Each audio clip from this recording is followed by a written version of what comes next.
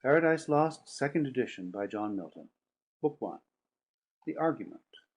This first book proposes, first in brief, the whole subject, man's disobedience, and the loss thereupon of paradise wherein he was placed; then touches the prime cause of his fall, the serpent, or rather Satan in the serpent, who, revolting from God, and drawing to his side many legions of angels, was by the command of God driven out of heaven with all his crew into the great deep. Which action passed over, the poem hastes into the midst of things, presenting Satan with his angels, now fallen into hell, described here not in the center, for heaven and earth may be supposed as not yet made, certainly not yet accursed, but in a place of utter darkness, fitliest called chaos.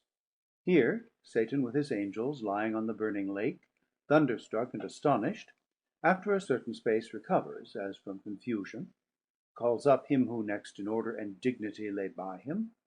They confer of their miserable fall. Satan awakens all his legions, who lay till then in the same manner confounded. They rise, their numbers, array of battle, their chief leaders named according to the idols known afterwards in Canaan and the countries adjoining. To these Satan directs his speech, comforts them with hope yet of gaining heaven, but tells them lastly of a new world and new kind of creature to be created, according to an ancient prophecy or report in heaven. For that angels were, long before this visible creation, was the opinion of many ancient fathers. To find out the truth of this prophecy, and what to determine thereon, he refers to a full council. What his associates thence attempt. Pandemonium, the palace of Satan, rises, suddenly built out of the deep. The infernal peers there sit in council. Of man's first disobedience, and the fruit of that forbidden tree, whose mortal taste brought death into the world, and all our woe, with loss of Eden, till one greater man restore us, and regain the blissful seat, sing, heavenly Muse, that on the secret top of Oreb or of Sinai didst inspire that shepherd, who first taught the chosen seed in the beginning how the heavens and earth arose out of chaos. Or if Zion hill delight thee more, and Siloa's brook that flowed fast by the oracle of God, I thence invoke thy aid to my adventurous song, that with no middle flight intends to soar above the Aeonian mount, while it pursues things unattempted yet in prose or rhyme. And chiefly thou, O Spirit, that dost prefer before all temples th' upright heart and pure, instruct me, for thou knowst, thou from the first wast present, and with mighty wings outspread, dove-like satst brooding on the vast abyss, and madest it pregnant. What in me is dark, illumine; what is low, raise and support, that to the height of this great argument I may assert the eternal providence, and justify the ways of God to men. Say first, for heaven hides nothing from thy view, nor the deep tract of hell. Say first, what cause moved our grandparents in that happy state, favored of heaven so highly, to fall off from their Creator, and transgress his will for one restraint, lords of the world besides? Who first seduced them to that foul revolt? The infernal serpent. He it was whose guile, stirred up with envy and revenge, deceived the mother of mankind, what time his pride had cast him out from heaven, with all his host of rebel angels, by whose aid, aspiring to set himself in glory above his peers, he trusted to have equal'd the Most High, if he opposed, and with ambitious aim against the throne and monarchy of God, raised impious war in heaven, and battle proud with vain attempt. Him the Almighty Power hurl'd headlong flaming from the ethereal sky, with hideous ruin and combustion, down to bottomless perdition, there to dwell in adamantine chains and penal fire, who durst defy th' Omnipotent to arms. 9 times the space that measures day and night to mortal men he with his horrid crew lay vanquished, rolling in the fiery gulf confounded, though immortal. But his doom reserved him to more wrath, for now the thought both of lost happiness and lasting pain torments him. Round he throws his baleful eyes, that witnessed huge affliction and dismay, mixed with obdurate pride and steadfast hate. At once, as far as angels can, he views the dismal situation, waste and wild, a dungeon horrible, on all sides round, as one great furnace flamed. Yet from those flames no light, but rather darkness visible, served only to discover sights of woe, regions of sorrow, doleful shades, where peace and rest can never dwell. Hope never comes that comes to all, but torture without end still urges, and a fiery deluge fed with ever burning sulphur unconsumed. Such place eternal justice had prepared for those rebellious, here their prison ordained in utter darkness, and their portion set as far removed from God and light of heaven, as from the center thrice to th'utmost pole. Oh, how unlike the place from whence they fell! There the companions of his fall, o'erwhelm'd with floods and whirlwinds of tempestuous fire, he soon discerns, and weltering by his side one next himself in power, and next in crime, long after known in Palestine, and named Beelzebub, to whom th' arch enemy, and thence in heaven called Satan, with bold words breaking the horrid silence, thus began: If thou beest he, but oh how fall'n, how changed from him who in the happy realms of light, clothed with transcendent brightness, didst outshine myriads though bright; if he who mutual league, united thoughts and counsels, equal hope and hazard in the glorious enterprise, joined with me once, now misery hath joined in equal ruin, into what pit thou seest, from what height fall'n, so much the stronger proved he with his thunder. And till then who knew the force of those dire arms? Yet not for those, nor what the potent victor in his rage can else inflict, do I repent or change, though changed in outward lustre, that fixed mind and high disdain, from sense of injured merit, that with the mightiest raised me to contend, and to the fierce contention brought along innumerable force of spirits armed, that durst dislike his reign, and me preferring, his utmost power with adverse power opposed in dubious battle on the plains of heaven, and shook his throne. What though the field be lost? All is not lost. The unconquerable will and study of revenge, immortal hate, and courage never to submit or yield, and what is else not to be overcome, that glory never shall his wrath or might extort from me, to bow and sue for grace with suppliant knee, and deify his power, who from the terror of this arm so late doubted his empire. That were low indeed, that were an ignominy and shame beneath this downfall.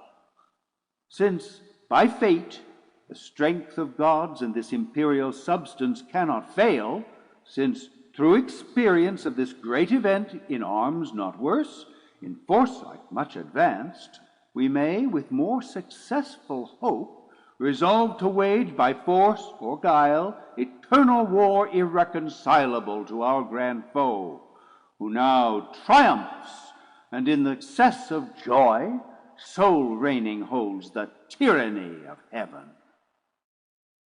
So spake the postate angel, though in pain, vaunting aloud, but racked with deep despair. And him thus answered soon his bold compeer: O Prince, O Chief of many throned powers, that led th' embattled Seraphim to war under thy conduct, and in dreadful deeds fearless, endangered heaven's perpetual king, and put to proof his high supremacy, whether upheld by strength or chance or fate. Too well I see and rue the dire event, that with sad overthrow and foul defeat hath lost us heaven, and all this mighty host in horrible destruction laid thus low, as far as gods and heavenly essences can perish. For the mind and spirit remains invincible, and vigor soon returns, though all our glory extinct, and happy state here swallowed up in endless misery. But what if he, our conqueror, whom I now of force believe almighty, since no less than such could have o'erpowered such force as ours, have left us this our spirit and strength entire, strongly to suffer and support our pains, that we may so suffice his vengeful ire, or do him mightier service, as his thralls by right of war, whate'er his business be, here in the heart of hell to work in fire, or do his errands in the gloomy deep. What can it then avail, though yet we feel strength undiminished, or eternal being, to undergo eternal punishment? Whereto with speedy words the arch-fiend replied, Fallen cherub, to be weak is miserable, doing or suffering. But of this be sure, to do aught good never will be our task, but ever to do ill our sole delight, as being the contrary to his high will whom we resist. If then his providence out of our evil seek to bring forth good, our labor must be to pervert that end, and out of good still to find means of evil, which oft times may succeed, so as perhaps shall grieve him if I fail not, and disturb his inmost counsels from their destined aim. But see, the angry victor hath recalled his ministers of vengeance and pursuit back to the gates of heaven. The sulphurous hail, shot after us in storm, or blown, hath laid the fiery surge that from the precipice of heaven received us falling, and the thunder, winged with red lightning and impetuous rage, perhaps hath spent his shafts, and ceases now to bellow through the vast and boundless deep. Let us not slip occasion, whether scorn or satiate fury yielded from our foe. Seest thou yon dreary plain, forlorn and wild, the seat of desolation, void of light, save what the glimmering of these livid flames casts pale and dreadful? Thither let us tend, from off the tossing of these fiery waves, there rest, if any rest can harbor there, and reassembling our afflicted powers consult how we may henceforth most offend our enemy, our own loss how repair, how overcome this dire calamity, what reinforcement we may gain from hope, if not what resolution from despair. Thus Satan, talking to his nearest mate, with head uplift above the wave, and eyes that sparkling blazed, his other parts besides, prone on the flood, extended long and large, lay floating many a rood, in bulk as huge as whom the fables name of monstrous size, Titanian or earthborn, that warred on Jove, Briareus or Typhon, whom the den by ancient Tarsus held, or that sea beast Leviathan, which God of all his works created hugest that swim the ocean stream. Him haply slumbering on the Norway foam, the pilot of some small night-foundered skiff, deeming some island, oft, as seamen tell, with fixed anchor in his scaly rind, moors by his side under the lee, while night invests the sea, and wished morn delays. So stretched out huge in length the arch-fiend lay, chained on the burning lake, nor ever thence had risen or heaved his head, but that the will and high permission of all ruling heaven left him at large to his own dark designs, that with reiterated crimes he might heap on himself damnation, while he sought evil to others, and enraged might see how all his malice served but to bring forth infinite goodness, grace, and mercy shown on man by him seduced, but on himself treble confusion, wrath, and vengeance pour'd. Forthwith upright he rears from off the pool his mighty stature. On each hand the flames, driven backward, slope their pointing spires, and roll'd in billows leave amidst a horrid veil. Then with expanded wings he steers his flight aloft, incumbent on the dusky air, that felt unusual weight, till on dry land he lights. If it were land that ever burn'd with solid as the lake with liquid fire, and such appear'd in hue as when the force of subterranean wind transports a hill torn from Pelorus, or the shatter'd side of thundering Etna, whose combustible and fuel'd entrails, thence conceiving fire, sublim'd with mineral fury, aid the winds, and leave a singed bottom all involved with stench and smoke. Such resting found the soul of unblessed feet. Him follow'd his next mate, both glorying to have scaped the Stygian flood as gods, and by their own recover'd strength, not by the sufferance of supernal power. Is this the region? This the soil, the clime? Said then the lost Archangel. This the seat that we must change for heaven? This mournful gloom for that celestial light? Be it so, since he who now is sovereign can dispose and bid what shall be right. Farthest from him is best, whom reason hath equal, force hath made supreme above his equals. Farewell, happy fields, where joy forever dwells. Hail, horrors! Hail, infernal world! And thou, profoundest hell, receive thy new possessor, one who brings a mind not to be changed by place or time. The mind is its own place, and in itself can make a heaven of hell, a hell of heaven. What matter where, if I be still the same, and what I should be, all but less than he whom thunder hath made greater? Here at least we shall be free. The Almighty hath not built here for his envy, will not drive us hence. Here we may reign secure, and in my choice to reign is worth ambition, though in hell. Better to reign in hell than serve in heaven. But wherefore let we then our faithful friends, the associates and co-partners of our loss, lie thus astonished on the oblivious pool, and call them not to share with us their part in this unhappy mansion, or once more with rallied arms to try what may be yet regained in heaven, or what more lost in hell. So Satan spake, and him Beelzebub thus answered.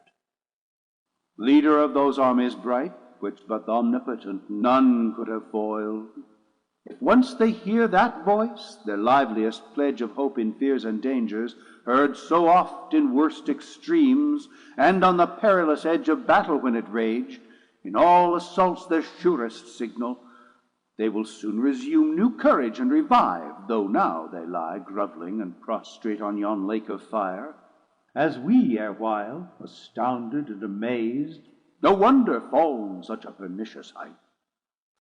He scarce had ceased when the superior fiend was moving toward the shore, his ponderous shield, ethereal temper, massy, large, and round, behind him cast. The broad circumference hung on his shoulders like the moon, whose orb through optic glass the Tuscan artist views at evening from the top of Faesulae, or in Valdarno, to descry new lands, rivers, or mountains in her spotty globe. His spear, to equal which the tallest pine hewn on Norwegian hills to be the mast of some great Amiral were but a wand, he walked with to support uneasy steps over the burning marl, not like those steps on heaven's azure, and the torrid clime smote on him sore besides, vaulted with fire. Natheless he so endured, till on the beach of that inflamed sea he stood, and called his legions, angel forms who lay entranced thick as autumnal leaves, that strow the brooks in Vallombrosa, where the Trurian shades high overarched embower, or scatter'd sedge afloat, when with fierce winds Orion arm'd hath vexed the Red Sea coast, whose waves o'erthrew Busiris and his Memphian chivalry, while with perfidious hatred they pursued the sojourners of Goshen, who beheld from the safe shore their floating carcasses and broken chariot wheels.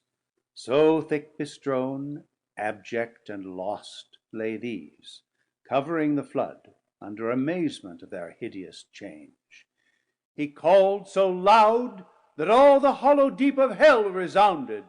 Princes, potentates, warriors, the flower of heaven, once yours, now lost, if such astonishment as this can seize eternal spirits, or have ye chosen this place after the toil of battle to repose your wearied virtue, for the ease you find to slumber here as in the vales of heaven? Or in this abject posture have ye sworn to adore the conqueror, who now beholds cherub and seraph rolling in the flood with scattered arms and ensigns, till anon his swift pursuers from heaven gates discern the advantage, and descending tread us down thus drooping, or with linked thunderbolts transfix us to the bottom of this gulf? Awake, arise, or be forever fall'n. They heard and were abashed, and up they sprung upon the wing, as when men wont to watch on duty, sleeping found by whom they dread, rouse and bestir themselves ere well awake. Nor did they not perceive the evil plight in which they were, or the fierce pains not feel.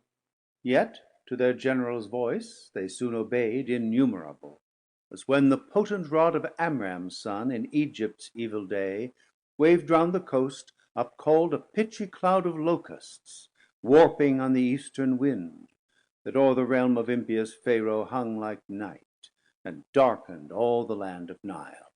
So numberless were those bad angels seen, hovering on wing under the cope of hell, twixt upper, nether, and surrounding fires, till, as a signal given, the uplifted spear of their great Sultan waving to direct their course, in even balance down they light on the firm brimstone, and fill all the plain, a multitude like which the populous North pour'd never from her frozen loins to pass Rhine or the Danaa, when her barbarous sons came like a deluge on the south, and spread beneath Gibraltar to the Libyan sands.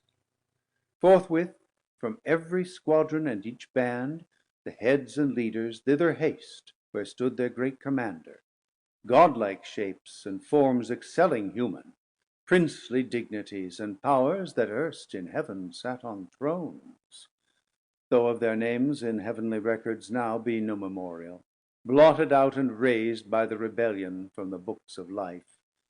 Nor had they yet among the sons of Eve got them new names, till wandering o'er the earth through God's high sufferance for the trial of man, by falsities and lies the greatest part of mankind they corrupted, to forsake God their Creator, and the invisible glory of him that made them, to transform oft to the image of a brute, adorned with gay religions full of pomp and gold, and devils to adore for deities.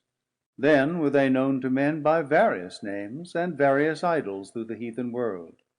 Say Muse their names, then known, who first, who last, roused from the slumber on that fiery couch at the great Emperor's call, as next in worth came singly where he stood on the bare strand, while the promiscuous crowd stood yet aloof. The chief were those who, from the pit of hell roaming to seek their prey on earth, durst fix their seats long after, next the seat of God, their altars by his altar, Gods adored among the nations round, and durst abide Jehovah thundering out of Zion, throned between the cherubim, yea, often placed within his sanctuary itself their shrines, abominations, and with cursed things his holy rites and solemn feasts profaned, and with their darkness durst affront his light. First Moloch, horrid king, besmear'd with blood of human sacrifice, and parents' tears, though for the noise of drums and timbrels loud, their children's cries unheard, that passed through fire to his grim idol. Him the Ammonite worshipped in Rabbah and her watery plain, in Argob and in Bazan, to the stream of utmost Arnon. Nor content with such audacious neighborhood, the wisest heart of Solomon he led by fraud to build his temple right against the temple of God on that opprobrious hill, and made his grove the pleasant valley of Hinnom, Tophet thence, and black Gehenna called, the type of hell. Next Chemos, th' obscene dread of Moab's sons, from Aroer to Nebo, and the wild of southmost Abarim, in Hezebon and Heranaim, Sion's realm, beyond the flowery dale of Simba, clad with vines, and Eleale to th' asphaltic pool. Peor his other name, when he enticed Israel in Sittim on their march from Nile, to do him wanton rites, which cost them woe. Yet thence his lustful orgies he enlarged, even to that hill of scandal, by the grove of Moloch, homicide, lust, hard by hate, till good Josiah drove them thence to hell. With these came they who from the bordering flood of old Euphrates to the brook that parts Egypt from Syrian ground had general names of Baalim and Ashtaroth, those male, these feminine. For spirits when they please can either sex assume, or both. So soft and uncompounded is their essence pure, not tied or manacled with joint or limb, nor founded on the brittle strength of bones, like cumbrous flesh, but in what shape they choose, dilated or condensed, bright or obscure, can execute their airy purposes, and works of love or enmity fulfill. For those the race of Israel oft forsook their living strength, and unfrequented left his righteous altar, bowing lowly down to bestial gods, for which their heads, as low bowed down in battle, sunk before the spear of despicable foes. With these in troop came Astoreth, whom the Phoenicians called Astarte, Queen of Heaven, with crescent horns, to whose bright image nightly by the moon Sidonian virgins paid their vows and songs. In Sion also not unsung, where stood her temple on the fensive mountain, built by that uxorious king, whose heart, though large, beguiled by fair idolatresses, fell to idols foul. Thammuz came next behind, whose annual wound in Lebanon allured the Syrian damsels to lament his fate in amorous ditties all a summer's day, while smooth Adonis from his native rock ran purple to the sea, supposed with blood of Thammuz yearly wounded.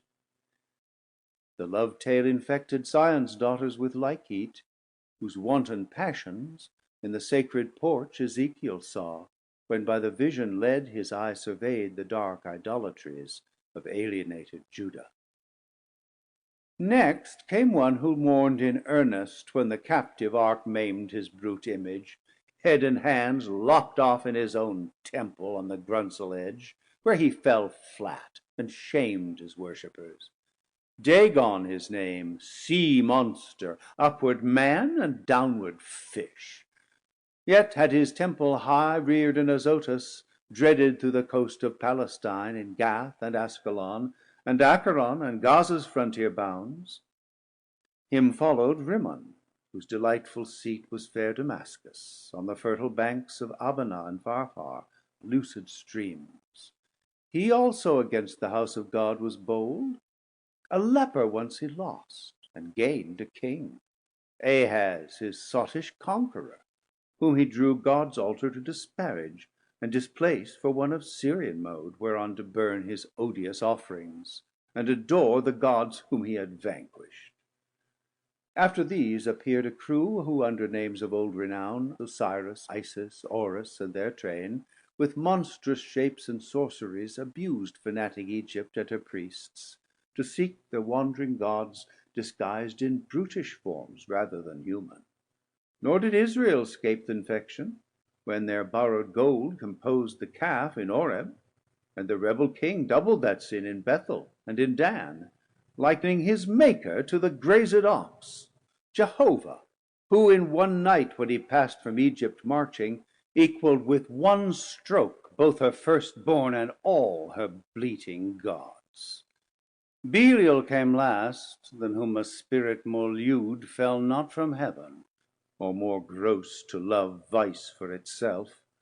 To him no temple stood or altar smoked, yet who more oft than he in temples and at altars, when the priest turns atheist, as did Eli's sons, who filled with lust and violence the house of God, in courts and palaces he also reigns, and in luxurious cities, where the noise of riot ascends above the loftiest towers, and injury and outrage.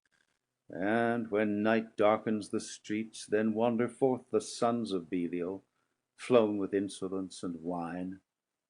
Witness the streets of Sodom, and that night in Gibeah, when hospitable doors yielded their matrons to prevent worse rape. These were the prime in order and in might. The rest were long to tell, though far renowned, the Ionian gods, of Javan's issue held gods, yet confessed later than heaven and earth their boasted parents. Titan, heaven's firstborn, with his enormous brood, and birthright seized by younger Saturn. He from mightier Jove, his own and Rhea's son, like measure found, so Jove usurping reigned. These, first in Crete and Ida known, thence on the snowy top of cold Olympus ruled the middle air, the highest heaven, or on the Delphian cliff, or in Dodona, and through all the bounds of Doric land, or who with Saturn old fled over Adria to the Sparian fields, and o'er the Celtic roamed the utmost isles. All these and more came flocking, but with looks downcast and damp, yet such wherein appeared obscure some glimpse of joy, to have found their chief not in despair, to have found themselves not lost in loss itself, which on his countenance cast like doubtful hue.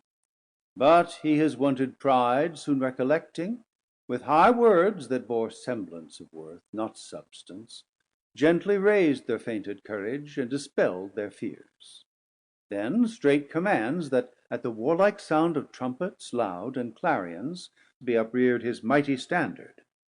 That proud honor claimed Azazel as his right, a cherub tall, who forthwith from the glittering staff unfurled the imperial ensign, which full high advanced shone like a meteor streaming to the wind, with gems and golden lustre rich emblazed, seraphic arms and trophies, all the while sonorous metal blowing martial sounds, at which the universal host upsent a shout that tore hell's concave, and beyond frighted the reign of chaos and old night. All in a moment through the gloom were seen 10,000 banners rise into the air with orient colors waving. With them rose a forest huge of spears, and thronging helms appeared, and serried shields in thick array of depth immeasurable. And on they move in perfect phalanx to the Dorian mood of flutes and soft recorders, such as raised to height of noblest temper heroes old arming to battle, and instead of rage deliberate valor breathe, firm and unmoved with dread of death to flight or foul retreat, nor wanting power to mitigate and swage with solemn touches troubled thoughts, and chase anguish and doubt and fear and sorrow and pain from mortal or immortal minds. Thus they, breathing united force, with fixed thought moved on in silence to soft pipes that charmed their painful steps o'er the burnt soil. And now advanced in view they stand, a horrid front of dreadful length and dazzling arms, in guise of warriors old, with ordered spear and shield, awaiting what command their mighty chief had to impose. He through the armed files darts his experienced eye, and soon traverse the whole battalion views, their order due, their visages and stature as of gods, the number last his sons. And now his heart distends with pride, and heartening in his strength glories. For never since created man met such embodied force as nam'd with these could merit more than that small infantry warr'd on by cranes, though all the giant brood of Phlegra with the heroic race were join'd that fought at Thebes and Ilium, on each side mix'd with auxiliar gods, and what resounds in fable or romance of Uther's son, begirt with British and Armoric knights, and all who since baptized or infidel justed in Aspermont or Montalban, Damasco or Morocco or Trebizond, or whom Bizerta sent from Afric shore, when Charlemagne with all his peerage fell by Fontarabia. Thus far these beyond compare of mortal prowess, yet observe their great Commander.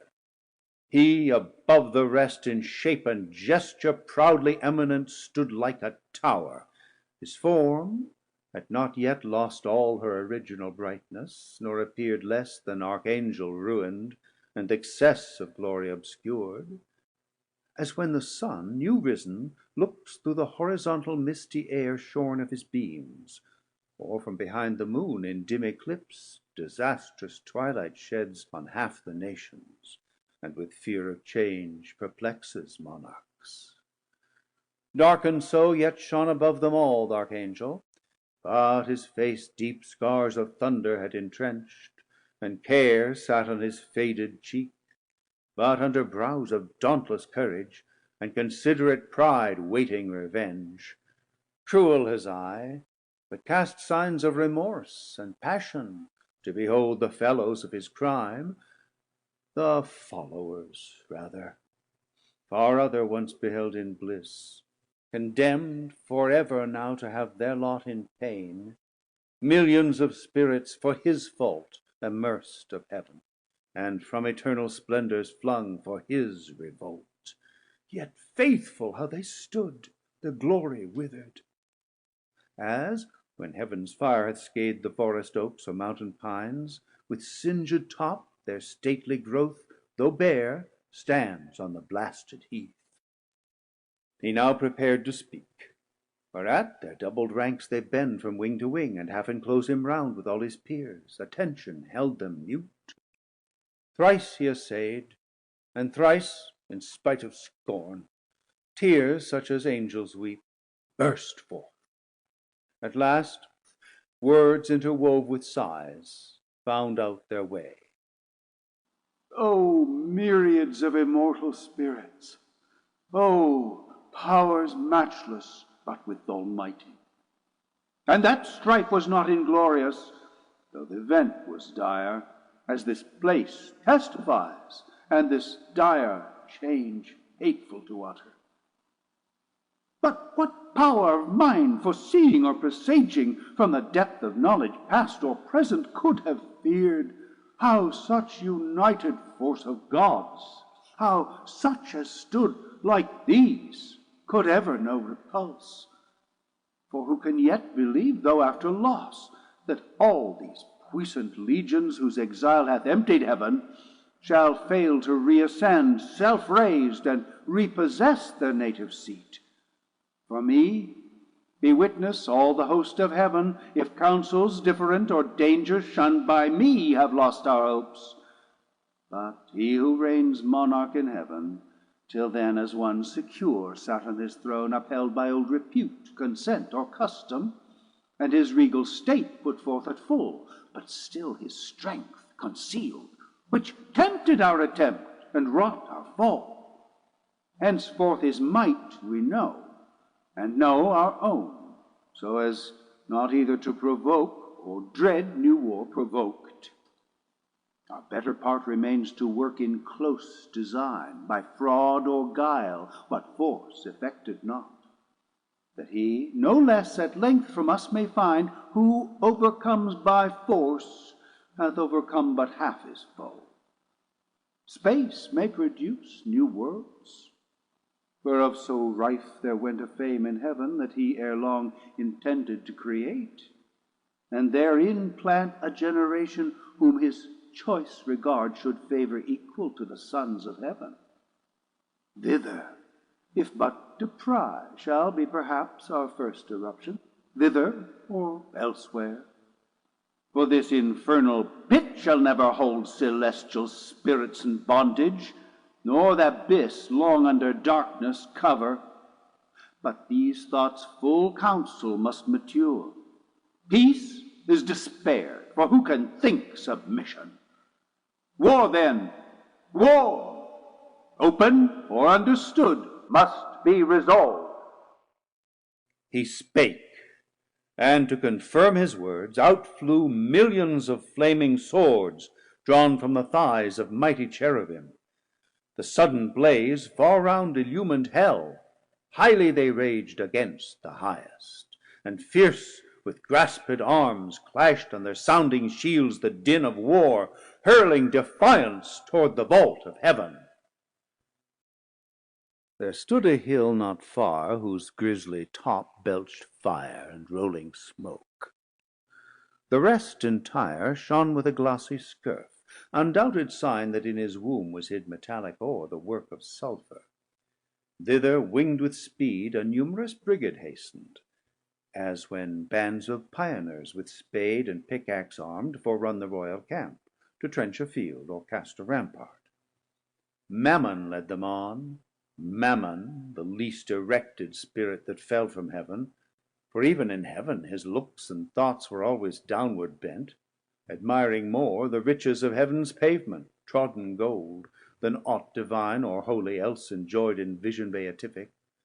By him first men also, and by his suggestion taught, ransacked the center, and with impious hands rifled the bowels of their mother earth for treasures better hid. Soon had his crew opened into the hill a spacious wound, and digged out ribs of gold. Let none admire that riches grow in hell. That soil may best deserve the precious bane. And here let those who boast in mortal things, and wondering tell of Babel, and the works of Memphian kings, learn how their greatest monuments of fame and strength and art are easily outdone by spirits reprobate, and in an hour what in an age they with incessant toil and hands innumerable scarce perform. Nigh on the plain in many cells prepared, that underneath had veins of liquid fire sluiced from the lake, a second multitude with wondrous art founded the massy ore, severing each kind, and scummed the bullion dross. A third as soon had formed within the ground of various mould, and from the boiling cells by strange conveyance filled each hollow nook, as in an organ from one blast of wind to many a row of pipes the sound board breathes. Anon out of the earth a fabric huge rose like an exhalation, with the sound of dulcet symphonies and voices sweet, built like a temple, where pilasters round were set, and Doric pillars overlaid with golden architrave. Nor did there want cornice or frieze, with bossy sculptures graven. The roof was fretted gold. Not Babylon nor great Cairo such magnificence equaled in all their glories, to enshrine Belus or Serapis their gods, or seat their kings, when Egypt with Assyria strove in wealth and luxury. The sending pile stood fixed her stately height, and straight the doors, opening their brazen folds, discover wide within her ample spaces, or the smooth and level pavement. From the arched roof, pendant by subtle magic, many a row of starry lamps and blazing cressets, fed with naphtha and asphaltus, yielded light as from a sky. The hasty multitude admiring entered, and the work some praise, and some the architect. His hand was known in heaven by many a towered structure high, where sceptred angels held their residence, and sat as princes, whom the supreme King exalted to such power, and gave to rule, each in his hierarchy, the orders bright. Nor was his name unheard or unadored in ancient Greece, and in Ausonian land men called him Lucifer. And how he fell from heaven they fabled, thrown by angry Jove sheer o'er the crystal battlements. From morn to noon he fell, from noon to dewy eve, a summer's day, and with the setting sun dropped from the zenith like a falling star on Lemnos, the Aegean isle. Thus they relate, erring, for he with this rebellious rout fell long before. Nor aught avail'd him now to have built in heaven high towers, nor did he scape by all his engines, but was headlong sent with his industrious crew to build in hell.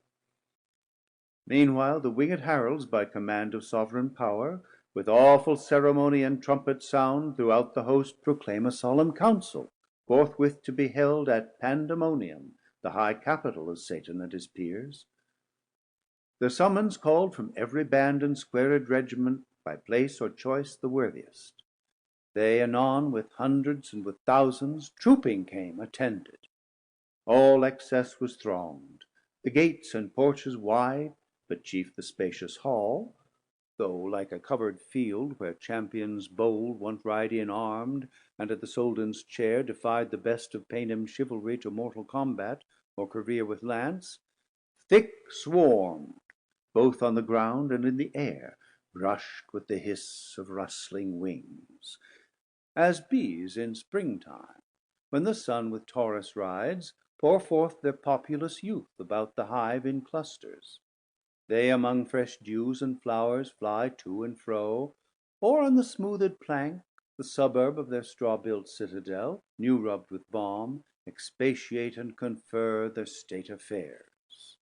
So thick the airy crowd swarmed and was straitened, till the signal given, behold a wonder, they but now who seemed in bigness to surpass earth's giant sons, now less than smallest dwarfs in narrow room throng numberless, like that Pygmean race beyond the Indian mount, or fairy elves, whose midnight revels by a forest side or fountain some belated peasant sees, or dreams he sees, while overhead the moon sits arbitress, and nearer to the earth wheels her pale course. They on their mirth and dance intent, with jocund music charm his ear, at once with joy and fear his heart rebounds. Thus incorporeal spirits to smallest forms reduced their shapes immense, and were at large, though without number still, amidst the hall of that infernal court. But far within, and in their own dimensions, like themselves, the great seraphic lords and cherubim in close recess and secret conclave sat, 1,000 demigods on golden seats, frequent and full. After short silence then, and summons read, the great consult began. Notes, lines 504, 505. Hospitable doors yielded their matrons. Was the hospitable door exposed a matron in 1674. Line 530, fainted is fainting, fanting, lacking the I, in 1674. Line 703, founded is found out in 1674. Line 737, hierarchy is hierarchy in 1674. The end of the first book. Recording by Thomas Copeland.